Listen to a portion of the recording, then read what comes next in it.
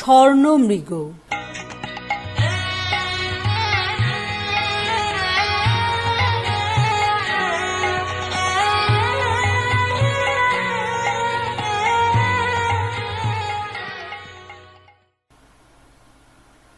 আদ্যানাথ এবং বৈদ্যনাথ চক্রবর্তী দুই শরিক। উভয়ের মধ্যে বৈদ্যনাথের অবস্থাই কিছু খারাপ। বৈদ্যনাথের বাপ মহেশচন্দ্রের বিষয়বুদ্ধি আদৌ ছিল না। তিনি দাদা শিবনাথের উপর সম্পূর্ণ নির্ভর করিয়া থাকিতেন। শিবনাথ ভাইকে প্রচুর স্নেহবাক্য দিয়া তৎপরিবর্তে তাহার বিষয় সম্পত্তি সমস্ত আত্মসাৎ করিয়া লন। কেবল খানকতক কোম্পানির কাগজ অবশিষ্ট থাকে। জীবন সমুদ্রে সেই কাগজ কখানি বৈদ্যনাথের একমাত্র অবলম্বন। শিবনাথ বহু অনুসন্ধানে তাহার পুত্র আদ্যানাথের সহিত এক ধনীর একমাত্র কন্যার বিবাহ দিয়া বিষয় বৃদ্ধির আরেকটি সুযোগ করিয়া রাখিয়াছিলেন। মহেশচন্দ্র একটি সপ্তকন্যা ভারগ্রস্ত দরিদ্র ব্রাহ্মণের প্রতি দয়া করিয়া 1 পয়সা পণ না লইয়া তাহার জ্যেষ্ঠা কন্যাটির সহিত পুত্রের বিবাহ দেন। 7টি কন্যাকেই যে ঘরে লন নাই, তাহার কারণ তাহার একটিমাত্র পুত্র এবং ব্রাহ্মণও সেরূপ অনুরোধ করে নাই। তবে তাহাদের বিবাহের উদ্দেশ্যে সাধ্যাতিরিক্ত অর্থ সাহায্য করিয়াছিলেন। পিতার মৃত্যুর পর বৈদ্যনাথ তাহার কাগজ কয়খানি লইয়া সম্পূর্ণ নিশ্চিন্ত ও সন্তুষ্ট চিত্তে ছিলেন। কাজকর্মের কথা তাহার মনেও উদয় হইত না। কাজের মধ্যে তিনি গাছের ডাল কাটিয়া বসিয়া বসিয়া বহু যত্নে ছড়ি তৈরি করিতেন। রাজ্যের বালক এবং যুবকগণ তাহার নিকট ছড়ির জন্য উমেদার হইত। তিনি দান করিতেন। ইহা ছাড়া বদান্যতার উত্তেজনায় ছিপ, ঘুড়ি, লাটাই নির্মাণ করিতেও তাহার বিস্তর সময় যাইত, যাহাতে বহু যত্নে বহুকাল ধরিয়া চাঁচা ছোলার আবশ্যক, অথচ সংসারের উপকারিতা দেখিলে যাহা সে পরিমাণ পরিশ্রম ও কালব্যয়ের অযোগ্য, এমন একটা হাতের কাজ পাইলে তাহার উৎসাহের সীমা থাকে না। পাড়ায় যখন দলাদলি এবং চক্রান্ত লইয়া বড় বড় পবিত্র বঙ্গীয় চণ্ডীমণ্ডপ ধূমাচ্ছন্ন হইয়া উঠিতেছে, তখন বৈদ্যনাথ একটি কলম কাটা ছুরি এবং একখণ্ড গাছের ডাল লইয়া প্রাতঃকাল হইতে মধ্যাহ্ন এবং আহার ও নিদ্রার পর হইতে সায়াহ্নকাল পর্যন্ত নিজের দাওয়াটিতে একাকী অতিবাহিত করিতেছেন, এমন প্রায় দেখা যাইত। ষষ্ঠীর প্রসাদে শত্রুর মুখে যথাক্রমে ছাই দিয়া বৈদ্যনাথের 2টি পুত্র এবং একটি কন্যা জন্মগ্রহণ করিল। গৃহিণী মোক্ষদা সুন্দরীর অসন্তোষ প্রতিদিন বাড়িয়া উঠিতেছে। আদ্যানাথের ঘরে যেরূপ সমারোহ, বৈদ্যনাথের ঘরে কেন সেরূপ হয় না? ও বাড়ির বিন্দবাসিনীর যেমন গহনাপত্র, বেনারসি শাড়ি, কথাবার্তার ভঙ্গি এবং চালচলনের গৌরব, মোক্ষদার যে ঠিক তেমনটা হইয়া ওঠে না, ইহা অপেক্ষা যুক্তিবিরুদ্ধ ব্যাপার আর কি হইতে পারে? অথচ একই তো পরিবার। ভাইয়ের বিষয় বঞ্চনা করিয়া লইয়াই তো উহাদের এত উন্নতি। যত শোনে ততই মোক্ষদার হৃদয়ে নিজ শ্বশুরের প্রতি এবং শ্বশুরের একমাত্র পুত্রের প্রতি অশ্রদ্ধা এবং অবজ্ঞা আর ধরে না। নিজ গৃহের কিছুই তাহার ভালো লাগে না। সকলই অসুবিধা এবং মানহানিজনক। শয়নের খাটটা মৃতদেহ বহনেরও যোগ্য নয়। যাহার 7 কুলে কেহ নাই, এমন একটা অনাথ চামচিকে শাবকও এই জীর্ণ প্রাচীরে বাস করিতে চাহে না। এবং গৃহসজ্জা দেখিলে ব্রহ্মচারী পরমহংসের চোখেও জল আসে। এ সকল অত্যুক্তির প্রতিবাদ করা পুরুষের ন্যায় কাপুরুষ জাতির পক্ষে অসম্ভব। সুতরাং বৈদ্যনাথ বাহিরে দাওয়ায় বসিয়া দ্বিগুণ মনোযোগের সহিত ছড়ি চাঁচিতে প্রবৃত্ত হইলেন। কিন্তু মৌনব্রত বিপদের একমাত্র পরিতারণ নহে। একদিন স্বামীর শিল্পকার্যে বাধা দিয়া গৃহিণী তাহাকে অন্তঃপুরে আহ্বান করিয়া আনিতেন। অত্যন্ত গম্ভীরভাবে অন্যদিকে চাহিয়া বলিতেন, গোয়ালা, দুধ বন্ধ করিয়া দাও। বৈদ্যনাথ কিয়ৎক্ষণ স্তব্ধ থাকিয়া নম্রভাবে বলিতেন, দুধটা বন্ধ করিলে কি চলিবে? ছেলেরা খাইবে কি? গৃহিণী উত্তর করিতেন, আমানি। আবার কোনোদিন ইহার বিপরীত ভাব দেখা যাইত। গৃহিণী বৈদ্যনাথকে ডাকিয়া বলিতেন, আমি জানি না, যা করিতে হয় তুমি করো। বৈদ্যনাথ ম্লান মুখে জিজ্ঞাসা করিতেন, কি করিতে হইবে? স্ত্রী বলিতেন, এ মাসের মতো বাজার করিয়া আনো বলিয়া এমন একটা ফর্দ দিতেন, যাহাতে একটা রাজসূয়যজ্ঞ সমারোহের সহিত সম্পন্ন হইতে পারিত। বৈদ্যনাথ যদি সাহসপূর্বক প্রশ্ন করিতেন, এত কি আবশ্যক আছে? উত্তর শুনিতেন, তবে ছেলেগুলো না খাইতে পাইয়া মরুক, আর আমিও যাই, তাহা হইলে তুমি একলা বসিয়া খুব সস্তায় সংসার চালাইতে পারিবে। এইরূপে ক্রমে ক্রমে বৈদ্যনাথ বুঝিতে পারিলেন, ছড়ি চাঁচিয়া আর চলে না, একটা কিছু উপায় করা চাই। চাকরি করা অথবা ব্যবসা করা বৈদ্যনাথের পক্ষে দুরাশা। অতএব কুবেরের ভাণ্ডারে প্রবেশ করিবার একটা সংক্ষেপ রাস্তা আবিষ্কার করা চাই। একদিন রাত্রে বিছানায় শুইয়া কাতরভাবে প্রার্থনা করিলেন, হে মা জগদম্বে, স্বপ্নে যদি একটা দুঃসাধ্য রোগের পেটেন্ট ওষুধ বলিয়া দাও, কাগজে তাহার বিজ্ঞাপন লিখিবার ভার আমি লইব। সে রাত্রে স্বপ্নে দেখিলেন, তাহার স্ত্রী তাহার প্রতি অসন্তুষ্ট হইয়া বিধবা বিবাহ করিব বলিয়া একান্ত পণ করিয়া বসিয়াছেন। অর্থাভাব সত্ত্বেও উপযুক্ত গহনা কোথায় পাওয়া যাইবে বলিয়া বৈদ্যনাথ উক্ত প্রস্তাবে আপত্তি করিতেছেন। বিধবার গহনা আবশ্যক করে না বলিয়া পত্নী আপত্তি খণ্ডন করিতেছেন।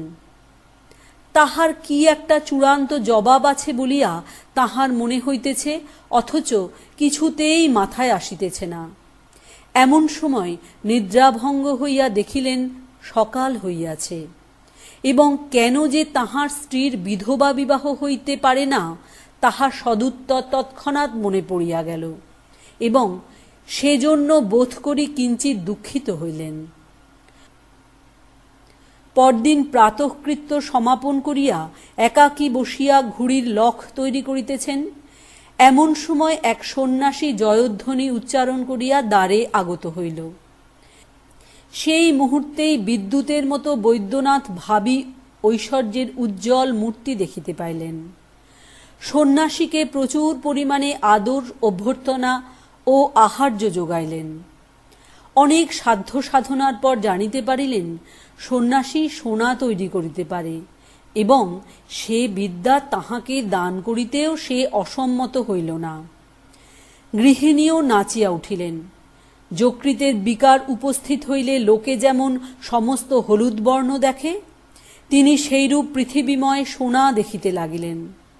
কল্পনা কারিগরের দ্বারা শয়নের খাট, গৃহসজ্জা এবং গৃহপ্রাচীর পর্যন্ত সোনায় মণ্ডিত করিয়া মনে মনে বিন্দবাসিনীকে নিমন্ত্রণ করিলেন। সন্ন্যাসী প্রতিদিন 2 সের করিয়া দুগ্ধ এবং 1.5 সের করিয়া মোহনভোগ খাইতে লাগিল, এবং বৈদ্যনাথের কোম্পানির কাগজ দোহন করিয়া অজস্র রৌপ্যরস নিঃসৃত করিয়া লইল। ছিপ, ছড়ি, লাঠাইয়ের কাঙালরা বৈদ্যনাথের রুদ্ধদ্বারে নিষ্ফল আঘাত করিয়া চলিয়া যায়। ঘরের ছেলেগুলো যথাসময়ে খাইতে পায় না, পড়িয়া গিয়া কপাল ফুলায়, কাঁদিয়া আকাশ ফাটাইয়া দেয়। কর্তা গৃহিণী কাহারও ভ্রুক্ষেপ নাই। নিস্তব্ধভাবে অগ্নিকুণ্ডের সম্মুখে বসিয়া কটাহের দিকে চাহিয়া উভয়ের চোখে পল্লব নাই, মুখে কথা নাই। তৃষিত একাগ্র নেত্রে অবিশ্রাম অগ্নিশিখার প্রতিবিম্ব পড়িয়া চোখের মণি যেন স্পর্শমণির গুণ প্রাপ্ত হইল। দৃষ্টিপথ সায়াহ্নের সূর্যাস্ত পথের মতো জ্বলন্ত সুবর্ণ প্রলেপে রাঙা হইয়া উঠিল। 2খানা কোম্পানির কাগজ এই স্বর্ণ অগ্নিতে আহুতি দেওয়ার পর একদিন সন্ন্যাসী আশ্বাস দিলেন, কাল সোনার রং ধরিবে। সেদিন রাত্রে আর কাহারও ঘুম হইল না। স্ত্রী পুরুষে মিলিয়া সুবর্ণপুরী নির্মাণ করিতে লাগিলেন। তৎসম্বন্ধে মাঝে মাঝে উভয়ের মধ্যে মতভেদ এবং তর্ক উপস্থিত হইয়াছিল, কিন্তু আনন্দ আবেগে তাহার মীমাংসা হইতে বিলম্ব হয় নাই। পরস্পর পরস্পরের খাতিরে নিজ নিজ মত কিছু কিছু পরিত্যাগ করিতে অধিক ইতস্তত করেন নাই। সে রাত্রে দাম্পত্য একীকরণ এত ঘনীভূত হইয়া উঠিয়াছিল। পরদিন আর সন্ন্যাসীর দেখা নাই। চারিদিক হইতে সোনার রং ঘুচিয়া গিয়া সূর্যকিরণ পর্যন্ত অন্ধকার হইয়া দেখা দিল। ইহার পর হইতে শয়নের খাট, গৃহসজ্জা এবং গৃহপ্রাচীর চতুর্গুণ দারিদ্র্য এবং জীর্ণতা প্রকাশ করিতে লাগিল। এখন হইতে গৃহকার্যে বৈদ্যনাথ কোনো একটা সামান্য মত প্রকাশ করিতে গেলে গৃহিণী তীব্র মধুর স্বরে বলেন, বুদ্ধির পরিচয় অনেক দিয়াছ, এখন কিছুদিন ক্ষান্ত থাকো। বৈদ্যনাথ একেবারে নিবিয়া যায়। মোক্ষদা এমনই একটা শ্রেষ্ঠতার ভাব ধারণ করিয়াছে যেন এই স্বর্ণ মরীচিকায় সে নিজে এক মুহূর্তের জন্য আশ্বস্ত হয় নাই। অপরাধী বৈদ্যনাথ স্ত্রীকে কিঞ্চিত সন্তুষ্ট করিবার জন্য বিবিধ উপায় চিন্তা করিতে লাগিলেন। একদিন একটি চতুষ্কোণ মোড়কে গোপন উপহার লইয়া স্ত্রীর নিকট গিয়া প্রচুর হাস্য বিকাশপূর্বক সাতিশয় চতুরতার সহিত ঘাড় নাড়িয়া কহিলেন, কি আনিয়াছি বলো দেখি। স্ত্রী কৌতূহল গোপন করিয়া উদাসীনভাবে কহিলেন, কেমন করিয়া বলিব, আমি তো আর জান নহি। বৈদ্যনাথ অনাবশ্যক কাল ব্যয় করিয়া প্রথমে দড়ির গাঁট অতি ধীরে ধীরে খুলিলেন, তারপর ফুঁ দিয়া কাগজের ধুলা ঝাড়িলেন, তাহার পর অতি সাবধানে এক এক ভাঁজ করিয়া কাগজের মোড়ক খুলিয়া আর্ট স্টুডিওর রং করা 10 মহাবিদ্যার ছবি বাহির করিয়া আলোর দিকে ফিরাইয়া গৃহিণীর সম্মুখে ধরিলেন। গৃহিণীর তৎক্ষণাৎ বিন্দুবাসিনীর শয়নকক্ষের বিলাতি তেলের ছবি মনে পড়িল। অপর্যাপ্ত অবজ্ঞার স্বরে কহিলেন, আহ, মরে যাই, এ তোমার বৈঠকখানায় রাখিয়া বসিয়া বসিয়া নিরীক্ষণ করোগে, এ আমার কাজ নাই। বিমর্ষ বৈদ্যনাথ বুঝিলেন, অন্যান্য অনেক ক্ষমতার সহিত স্ত্রীলোকের মন যোগাইবার দুরূহ ক্ষমতা হইতেও বিধাতা তাহাকে বঞ্চিত করিয়াছেন। এদিকে দেশে যত দৈবজ্ঞ আছে মোক্ষদা সকলকেই হাত দেখাইলেন, কোষ্ঠী দেখাইলেন। সকলেই বলিল তিনি সধবাবস্থায় মরিবেন, কিন্তু সেই পরমানন্দময় পরিণামের জন্যই তিনি একান্ত ব্যগ্র ছিলেন না। অতএব ইহাতেও তাহার কৌতূহল নিবৃত্তি হইল না। শুনিলেন তাহার সন্তান ভাগ্য ভালো, পুত্রকন্যায় তাহার গৃহ অবিলম্বে পরিপূর্ণ হইয়া উঠিবার সম্ভাবনা আছে। শুনিয়া তিনি বিশেষ প্রফুল্লতা প্রকাশ করিলেন না। অবশেষে একজন গনিয়া বলিল, বৎসর খানেকের মধ্যে যদি বৈদ্যনাথ দৈবধন প্রাপ্ত না হন, তাহা হইলে গণক তাহার পাঁজি পুঁথি সমস্তই পুড়াইয়া ফেলিবে।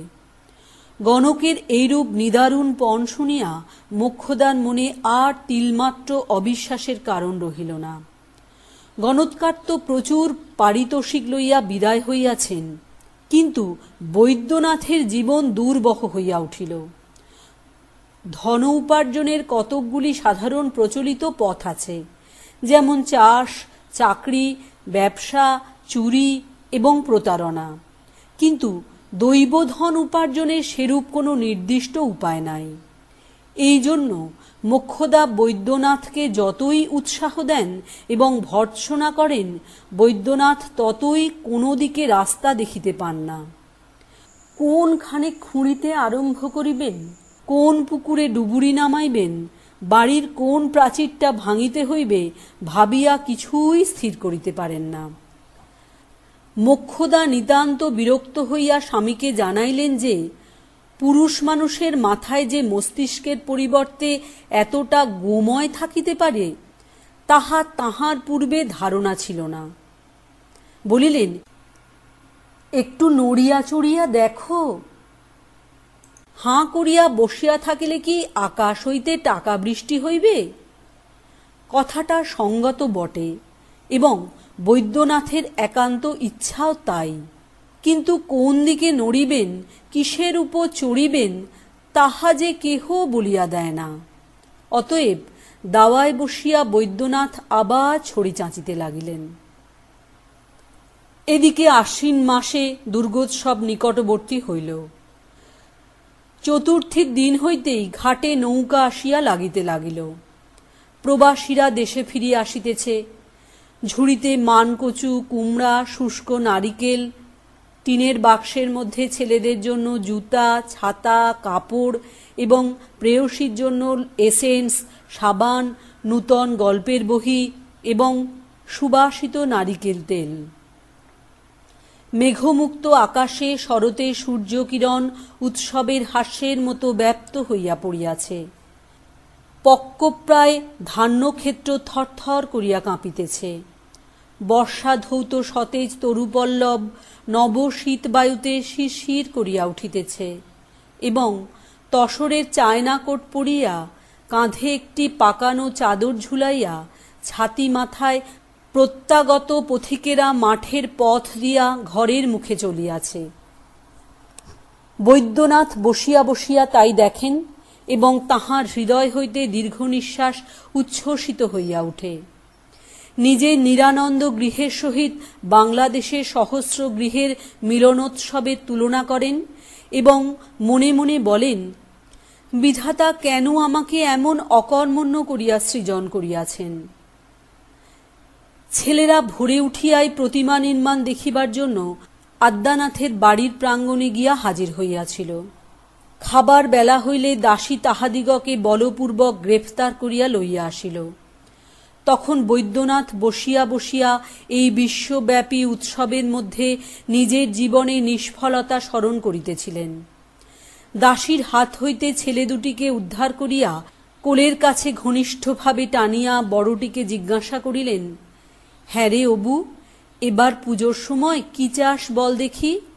অবিনাশ তৎক্ষণাৎ উত্তর করিল, একটা নৌকো দিও বাবা।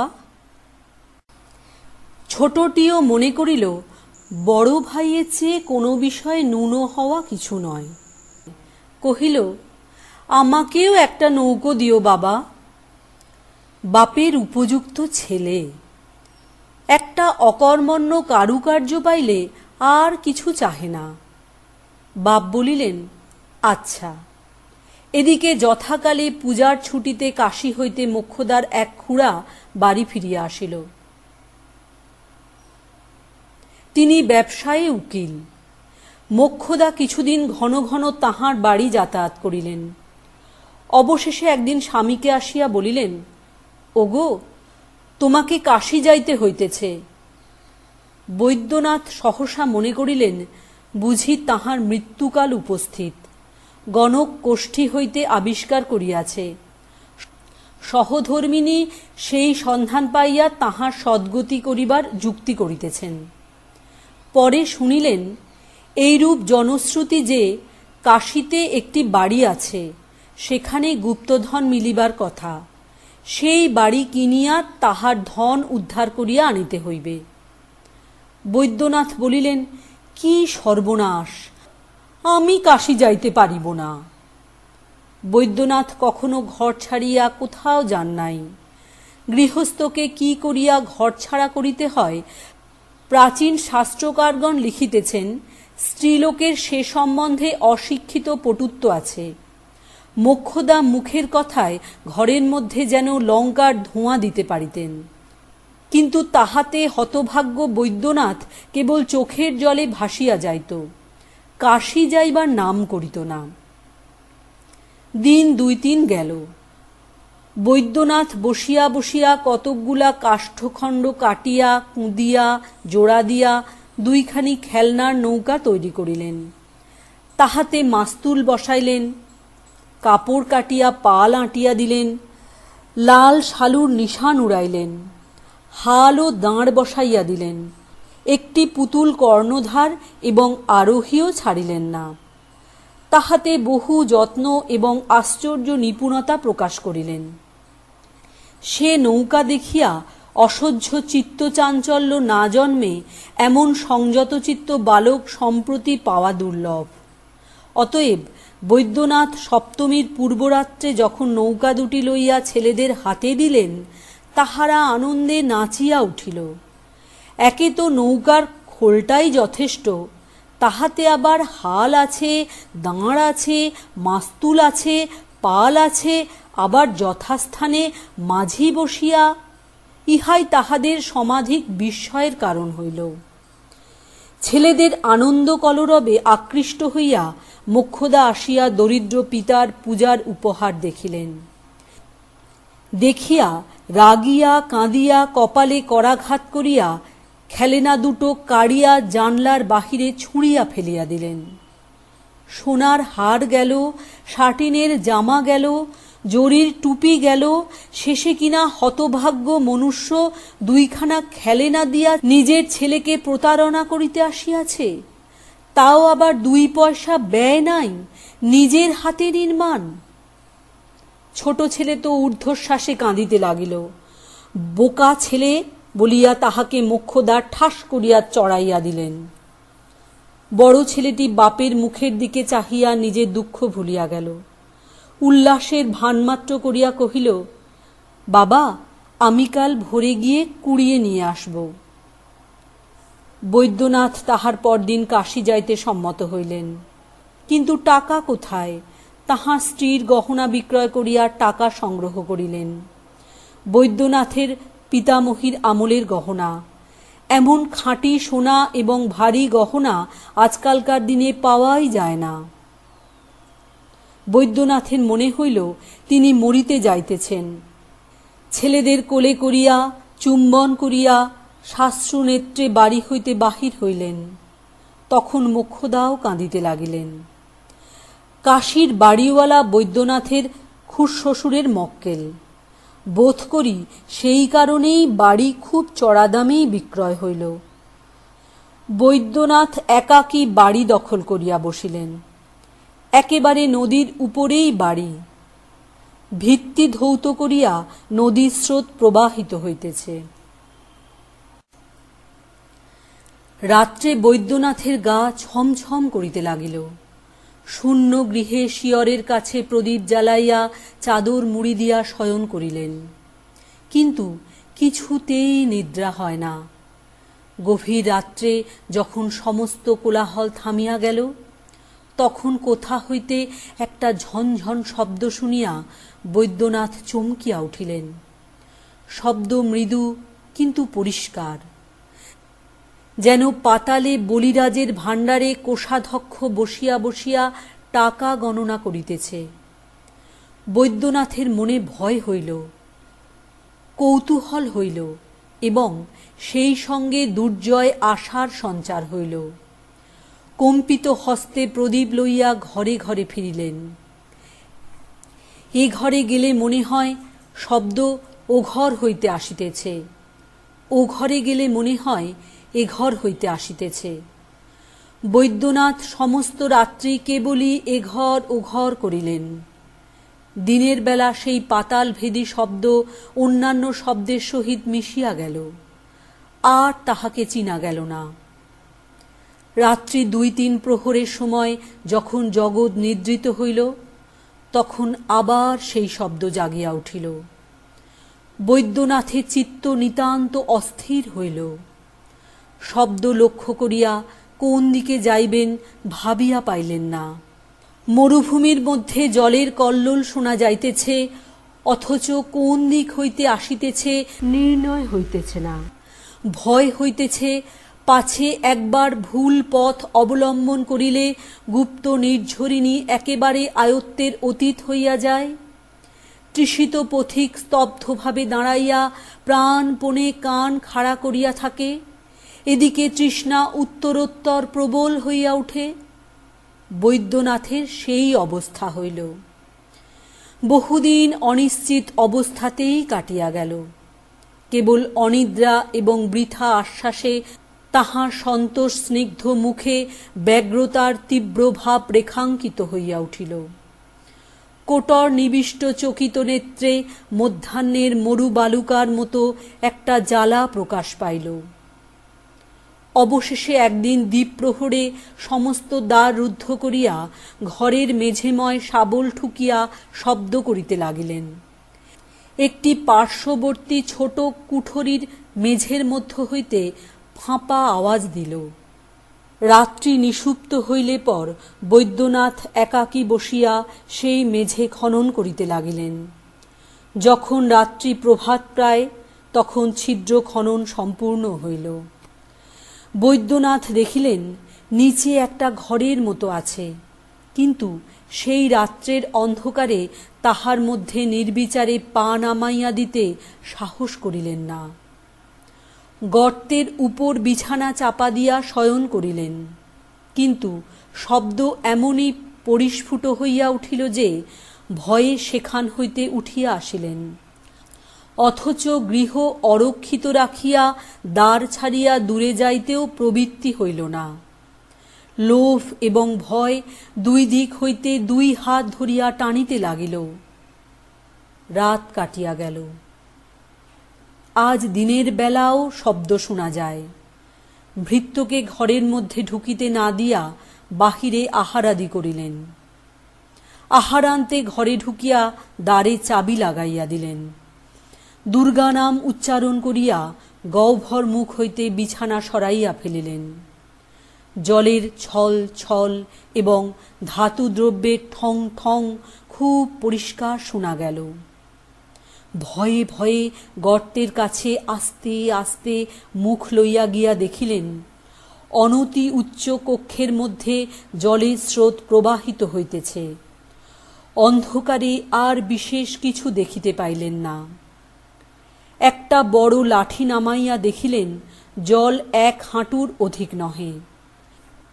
একটি দিয়াশলাই ও বাতি লইয়া সেই অগভীর গৃহের মধ্যে অনায়াসে লাফাইয়া পড়িলেন। পাছে এক মুহূর্তে সমস্ত আশা নিবিয়া যায়, এই জন্য বাতি জ্বালাইতে হাত কাঁপিতে লাগিল। অনেকগুলি দেশালাই নষ্ট করিয়া অবশেষে বাতি জ্বলিল। দেখিলেন একটি মোটা লোহার শিকলিতে একটি বৃহৎ তাঁবার কলসি বাঁধা রহিয়াছে। একবার জলের স্রোত প্রবল হয় এবং শিকলি কলসির উপর পড়িয়া শব্দ করিতে থাকে। বৈদ্যনাথ জলের উপর ছপ ছপ শব্দ করিতে করিতে তাড়াতাড়ি সেই কলসির কাছে উপস্থিত হইলেন। গিয়া দেখিলেন কলসি শূন্য। তথাপি নিজের চক্ষুকে বিশ্বাস করিতে পারিলেন না। 2 হস্তে কলসি তুলিয়া খুব করিয়া ঝাঁকানি দিলেন, ভিতরে কিছুই নাই। উপুর করিয়া ধরিলেন, কিছুই পড়িল না। দেখিলেন কলসির গলা ভাঙা, যেন এককালে এই কলসির মুখ সম্পূর্ণ বন্ধ ছিল, কে ভাঙিয়া ফেলিয়াছে। তখন বৈদ্যনাথ জলের মধ্যে 2 হস্ত দিয়া পাগলের মতো হাতড়াইতে লাগিলেন। কর্দম স্তরের মধ্যে হাতে কি একটা ঠেকিল, তুলিয়া দেখিলেন মরার মাথা। সেটাও একবার কানের কাছে লইয়া ঝাঁকাইলেন, ভিতরে কিছুই নাই, ছুঁড়িয়া ফেলিয়া দিলেন। অনেক খুঁজিয়া নরকঙ্কালের অস্থি ছাড়া আর কিছুই পাইলেন না। দেখিলেন নদীর দিকে দেয়ালের এক জায়গা ভাঙা, সেইখান দিয়া জল প্রবেশ করিতেছে এবং তাহার পূর্ববর্তী যে ব্যক্তির কোষ্ঠীতে দৈবধন লাভ লেখা ছিল, সেও সম্ভবত এই ছিদ্র দিয়া প্রবেশ করিয়াছিল। অবশেষে সম্পূর্ণ হতাশ হইয়া মা বলিয়া মস্ত একটা মর্মভেদী দীর্ঘ নিঃশ্বাস ফেলিলেন। প্রতিধ্বনি যেন অতীতকালের আরও অনেক হতাশ্বাস ব্যক্তির নিঃশ্বাস একত্রিত করিয়া ভীষণ গাম্ভীর্যের সহিত পাতাল হইতে স্তনিত হইয়া উঠিল। সর্বাঙ্গে জল কাদা মাখিয়া বৈদ্যনাথ উপরে উঠিলেন। জনপূর্ণ কোলাহলময় পৃথিবী তাহার নিকটে আদ্যপান্ত মিথ্যা এবং সেই শৃঙ্খলবদ্ধ ভগ্ন ঘটের মতো শূন্য বোধ হইল। আবার যে জিনিসপত্র বাঁধিতে হইবে, টিকিট কিনিতে হইবে, গাড়ি চড়িতে হইবে, বাড়ি ফিরিতে হইবে, স্ত্রীর সহিত বাগ্বিতণ্ডা করিতে হইবে, জীবন প্রতিদিন বহন করিতে হইবে, সে তাহার অসহ্য বলিয়া বোধ হইল। ইচ্ছা হইল নদীর জীর্ণ পাড়ের মতো ঝুপ করিয়া ভাঙিয়া জলে পড়িয়া যায়। কিন্তু তবু সেই জিনিসপত্র বাঁধিলেন, টিকিট কিনিলেন এবং গাড়িও চড়িলেন। এবং একদিন শীতের সায়াহ্নে বাড়ির দ্বারে গিয়া উপস্থিত হইলেন। আশ্বিন মাসে শরতের প্রাতঃকালে দ্বারের কাছে বসিয়া বৈদ্যনাথ অনেক প্রবাসীকে বাড়ি ফিরিতে দেখিয়াছেন এবং দীর্ঘশ্বাসের সহিত মনে মনে এই বিদেশ হইতে দেশে ফিরিবার সুখের জন্য লালায়িত হইয়াছেন। তখন আজিকার সন্ধ্যা স্বপ্নেরও অগম্য ছিল। বাড়িতে প্রবেশ করিয়া প্রাঙ্গণের কাষ্ঠাসনে নির্বোধের মতো বসিয়া রহিলেন, অন্তঃপুরে গেলেন না। সর্বপ্রথমে ঝি তাহাকে দেখিয়া আনন্দ কোলাহল বাঁধাইয়া দিল। ছেলেরা ছুটিয়া আসিল, গৃহিণী ডাকিয়া পাঠাইলেন। বৈদ্যনাথের যেন একটা ঘোর ভাঙিয়া গেল, আবার যেন তাহার সেই পূর্ব সংসারে জাগিয়া উঠিলেন। শুষ্ক মুখে ম্লান হাস্য লইয়া একটা ছেলেকে কোলে করিয়া, একটা ছেলের হাত ধরিয়া অন্তঃপুরে প্রবেশ করিলেন। তখন ঘরে প্রদীপ জ্বালানো হইয়াছে এবং যদিও রাত হয় নাই, তথাপি শীতের সন্ধ্যা রাত্রির মতো নিস্তব্ধ হইয়া আসিয়াছে। বৈদ্যনাথ খানিকক্ষণ কিছু বলিলেন না। তারপর মৃদুস্বরে স্ত্রীকে জিজ্ঞাসা করিলেন, কেমন আছো? স্ত্রী তাহার কোনো উত্তর না দিয়া জিজ্ঞাসা করিলেন, কি হইল? বৈদ্যনাথ নিরুত্তরে কপালে আঘাত করিলেন। মোক্ষদার মুখ ভারী শক্ত হইয়া উঠিল। ছেলেরা প্রকাণ্ড একটা অকল্যাণের ছায়া দেখিয়া আস্তে আস্তে উঠিয়া গেল। ঝির কাছে গিয়া বলিল, সেই নাপিতের গল্প বলো, বলিয়া বিছানায় শুইয়া পড়িল। রাত হইতে লাগিল, কিন্তু দুজনের মুখে একটি কথা নাই। বাড়ির মধ্যে কি একটা যেন ছমছম করিতে লাগিল এবং মোক্ষদার ঠোঁট দুটি ক্রমশই বজ্রের মতো আঁটিয়া আসিল। অনেকক্ষণ পরে মোক্ষদা কোনো কথা না বলিয়া ধীরে ধীরে শয়নগৃহের মধ্যে প্রবেশ করিলেন এবং ভিতর হইতে দ্বার রুদ্ধ করিয়া দিলেন। বৈদ্যনাথ চুপ করিয়া বাহিরে দাঁড়াইয়া রহিলেন। চৌকিদার প্রহর হাঁকিয়া গেল। শ্রান্ত পৃথিবী অকাতর নিদ্রায় মগ্ন হইয়া রহিল। আপনার আত্মীয় হইতে আরম্ভ করিয়া অনন্ত আকাশের নক্ষত্র পর্যন্ত কেহই এই লাঞ্ছিত ভগ্ন নিদ্র বৈদ্যনাথকে একটি কথা জিজ্ঞাসা করিল না। অনেক রাত্রে বোধ করি কোনো স্বপ্ন হইতে জাগিয়া বৈদ্যনাথের বড় ছেলেটি শয্যা ছাড়িয়া আস্তে আস্তে বারান্দায় আসিয়া ডাকিল, বাবা। তখন তাহার বাবা সেখানে নাই।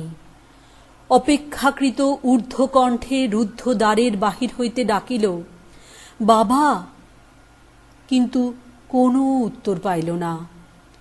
আবার ভয়ে ভয়ে বিছানায় গিয়া শয়ন করিল। পূর্ব প্রথানুসারে ঝি সকালবেলায় তামাক সাজিয়া তাহাকে খুঁজিল, কোথাও দেখিতে পাইল না। বেলা হইলে প্রতিবেশীগণ গৃহ প্রত্যাগত বান্ধবের খোঁজ লইতে আসিল, কিন্তু বৈদ্যনাথের সহিত সাক্ষাৎ হইল না। ভাদ্র আশ্বিন 1299।